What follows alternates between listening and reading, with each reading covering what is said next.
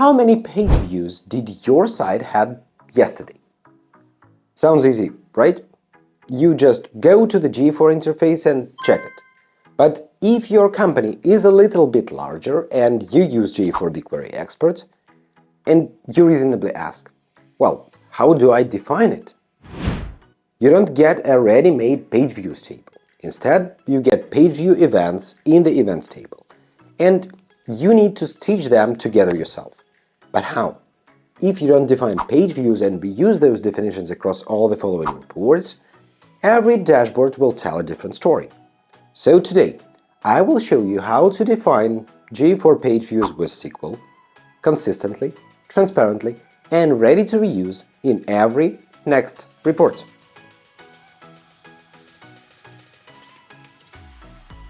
So I'll create a new data mart in OWOX and call it Website Page Views.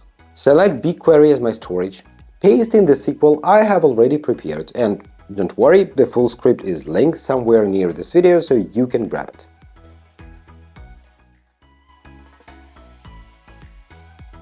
So, what's inside?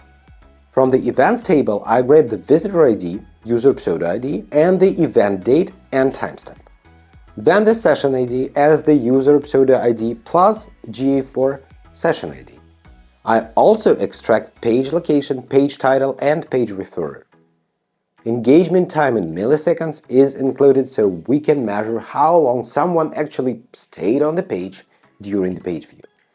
Then I filter for event name equals page view, and I don't want to have the sessions here without the visitor ID, but you may want to keep them. Next, I use regex to split the page location into two fields: page host, which is a domain, and page path, which is the URL path. Then I rank page views within each session so I know the order a visitor viewed them. Finally, I generate a unique page view ID for every page view by combining the session ID with a rank. And let me save it and publish the data mart.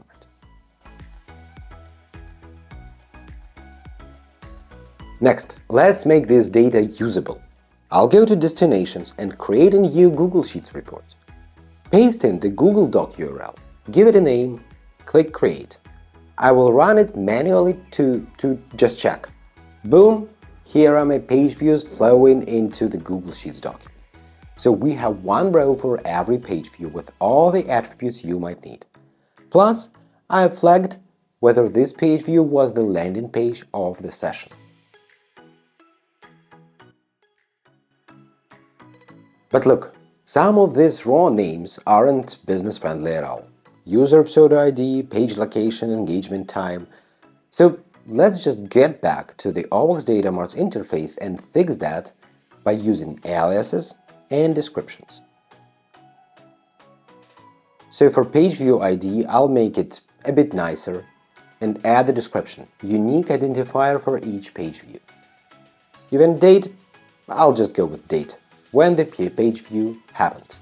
Event timestamp, it's a timestamp, exact time the page was viewed.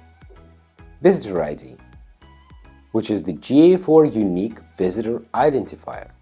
Session ID, the session this page view belongs to. Page host, host, the domain of the page. Page path, the path of the page on the site. Page title, the browser page title. Page referrer, which is the referrer URL, the URL of the previous page. Engagement time, how long the visitor was engaged on the page. Page view rank and session. Page view rank, the order of the page views within the session. Is session landing page? Is landing page true if it's the first page of the session? Now this schema is clean and documented and ready for business users. Let's run it again to see how it looks in our Google Sheets document. Now we really have the business-friendly names together with the descriptions in the notes for each of the cells in the first row. So you can basically connect this data mart to Looker Studio and build reports here. One data mart, multiple destinations. That's the power of OWOX data marts.